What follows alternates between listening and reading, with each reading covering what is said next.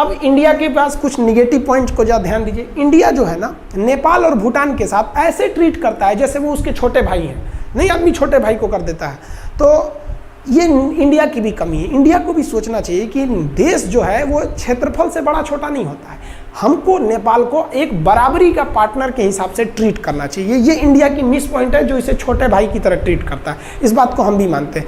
आप याद करेंगे जब नरेंद्र मोदी नेपाल गए थे तो उस समय उन्होंने कहा था अपने भाषण में, नेपाल के लोग जल्दी से जल्दी अपना संविधान बनाएं। तो इस पर नेपाली मीडिया ने भी प्रतिक्रिया दिया था कि आप कौन होते हैं हमको ये बताने वाले कि हम अपना संविधान जल्दी बनाएं या देर बनाएं। हालांकि उनका कहने का सेंस गलत नहीं था, लेकिन हाँ, हमें किसी दूसरे देश में इंटरफेयर नहीं करना चाहिए। तो ये एक नेपाल के लोग कहते हैं भैया आप हमको छोटा भाई की तरह क्यों ट्रीट करते हैं, हम ये हैं। दूसरा, नेपाल के लोगों का ये मानना है कि भारत का पॉलिटिकल इंटरफेयर है चाइना में।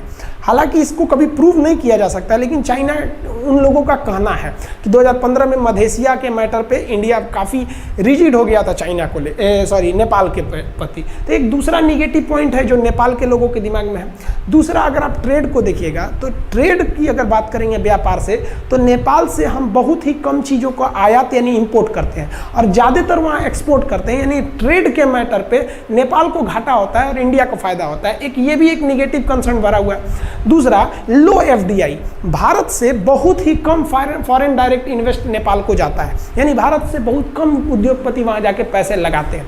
लेकिन इसके एक अलग भी पहलू है। नेपाल के बहुत से व्यापारी आप देखेंगे तो भारत में काम करते हैं। आज भी हिंदुस्तान के रेस्टोरेंट कहीं भी देखिएगा, चाउमीन में स्पेशलिस्ट आपको नेपाल के ही मिलेंगे आज भी। तो ये अलग मैटर है कि हमारा एफडीआई भले कम है, लेकिन आज भी नेपाल के बहुत से लोग इंडिया में जॉब करते हैं और यहाँ से वो पैसे लेके जाते हैं। इससे हम लोग को कोई ऐतराज नहीं है, लेकिन ये संबंध बरकरार रहना चाहिए। तो एक ये नेपाल के लोगों का भैया आपके यहाँ से एफडीआई बहुत कम आता है।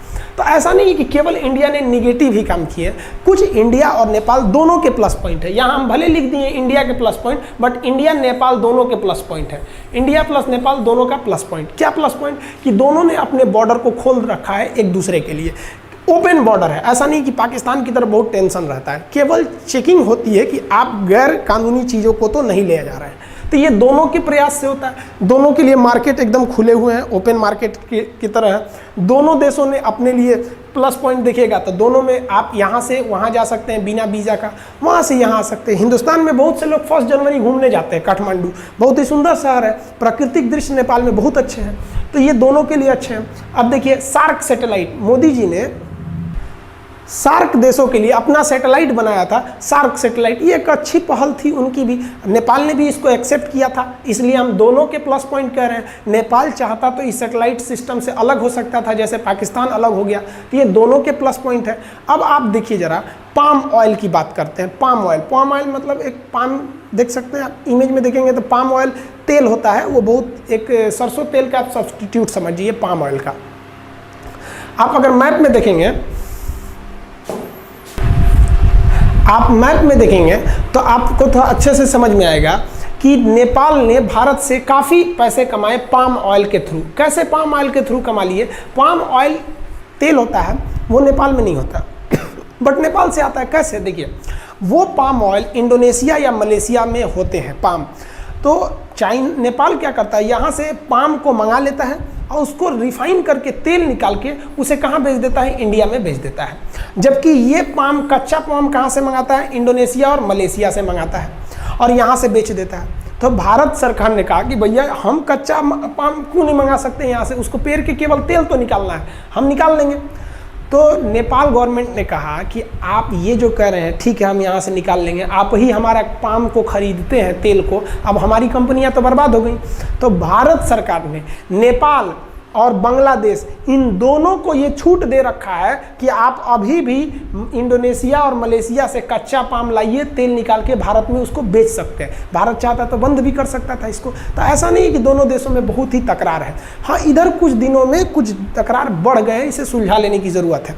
भारत कहता है कि नेपाल से हमारा रोटी और बेटी का रिश्ता है। ये बात हकीकत है कि केवल इंडिया और नेपाल में ऐसा नहीं कि केवल व्यापार होता है। रोटी कहने का सेंस व्यापार है, और बेटी कहने का सेंस यहाँ से हम लोग की शादी ब्याह के भी रिश्ते होते हैं। यूपी बिहार के बहुत लोगों की शादी होती है। सब छोड़िए ना, मर्यादा पुरुषोत्तम राम की शादी सीता माँ से हुई थी, जनकपुर नेपाल में होता है और अयोध्या यूपी में है। तो प्राचीन काल से ही नेपाल और भारत के बीच में रोटी और बेटी का रिश्ता रहा है। इधर जो कुछ सालों में अगर आप देखिएगा तो दोनों के बीच रिश्तों में कमी आई है।